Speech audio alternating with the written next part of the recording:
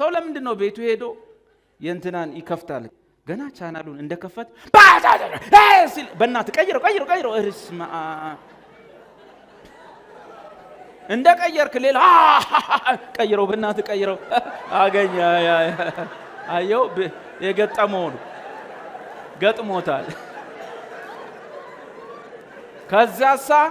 ከዚያ በኋላ ሁሉም ቤት ገጥሞታል ማለት ነው ታሪክ። ከዛ በኋላ ወንድም ማሰግድ ይመጣል። ስትቀይረው ቀሚስ አርጓል፣ ነጭ ቀሚስ እንደውም መስቀል ማስሯል መሰል አይደለ? ከነ ቀሚሱ ሮሜን ያስጠናል። ጸጋው አድኖናል በስራችን አይደለም ሲል ምን ትሆናል? እሱ ላይ አርገው በእናት ትላላትል እንደ ቀየርክ የሆነ ሰው እግሩን ወደ ላይ አርጎ ሲጨፍር ሲል በእናት ቀየረ።